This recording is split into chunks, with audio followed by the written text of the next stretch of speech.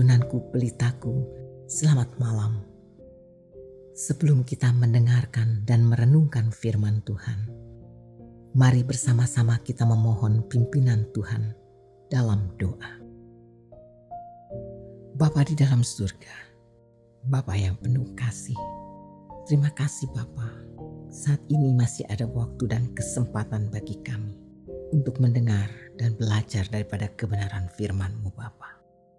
Berbicaralah Bapa, berikanlah kami hikmat serta pengertian, sehingga kami dapat memahami apa yang ingin Bapa sampaikan.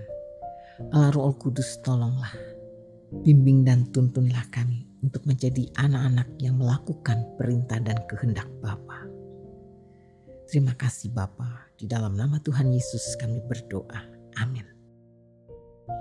Pembacaan firman Tuhan pada malam hari ini terambil dari kitab Yesaya 11 ayat 11 dan 12. Pada waktu itu, Tuhan akan mengangkat pula tangannya untuk menebus sisa-sisa umatnya yang tertinggal di Asyur dan di Mesir, di Patros, di Ethiopia dan di Elam, di Sinear, di Hamat, dan di pulau-pulau di laut.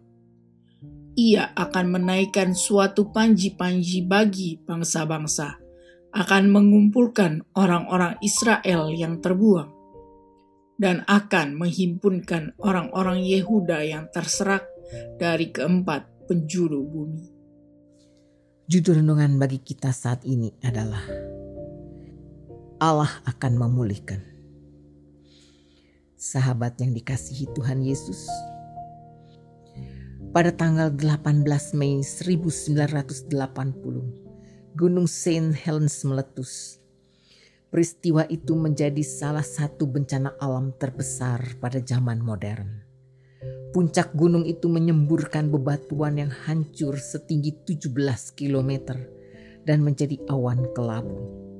Pada saat yang bersamaan, banjir batu, lumpur, dan es melanda lereng gunung itu, menghancurkan semua yang dilaluinya, menutup sungai-sungai, dan menghentikan perahu-perahu.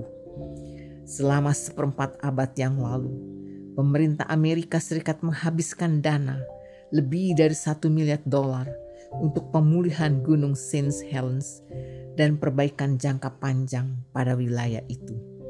Akan tetapi, berbagai pekerjaan di bidang teknik dan konstruksi yang dilakukan Korps Insinyur Tentara Amerika Serikat sepertinya tidak terlihat, karena mereka membuat banjir tidak pernah terjadi lagi, rumah dan lingkungan tidak akan hancur, dan lalu lintas perairan berjalan lancar.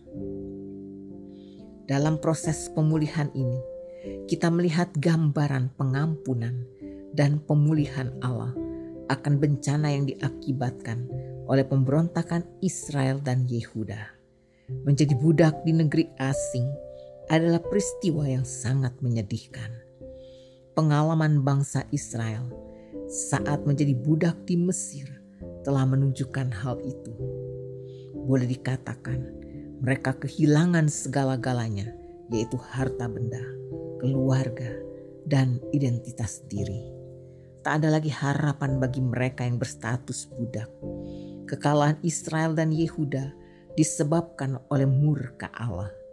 Ia menghukum umatnya dengan cara membuang dan menyerahkan mereka ke negeri Asyur, Mesir, Patros, Ethiopia, Elam, Sinear, Hamat, dan di pulau-pulau di laut.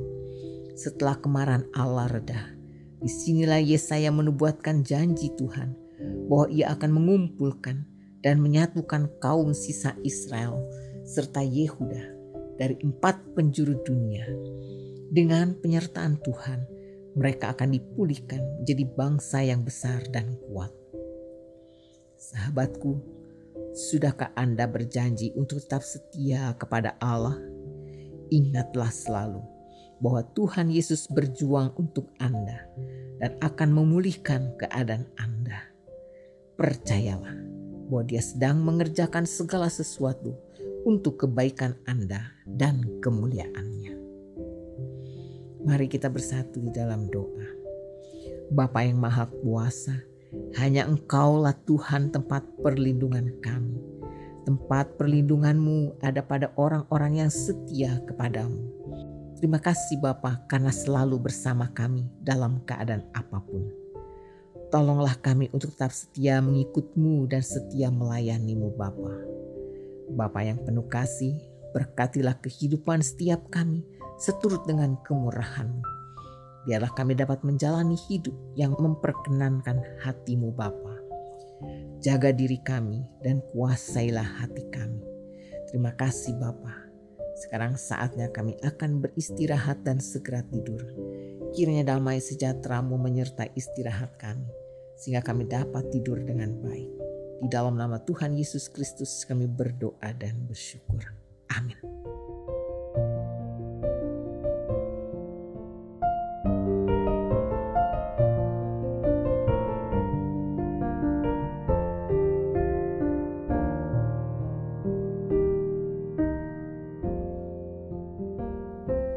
Saat berdoa, Tuhan bekerja, Tuhan menggerakkan tangannya.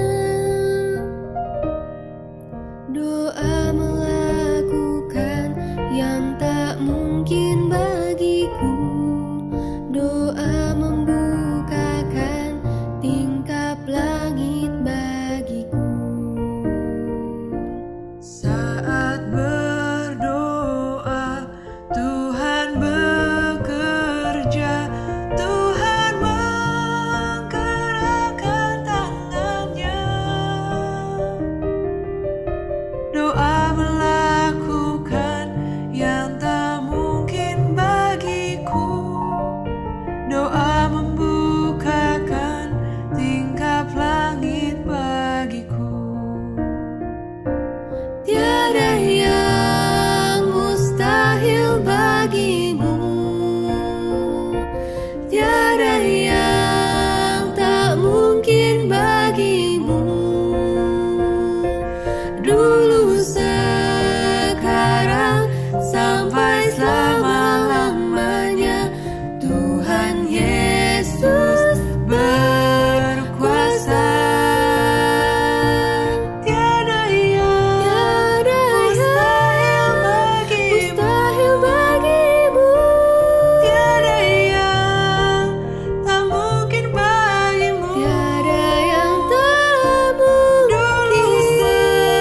sekarang, sampai selama-lamanya, Tuhan Yesus berkuasa. Tiada yang mustahil bagimu, tiada yang tak mungkin bagimu.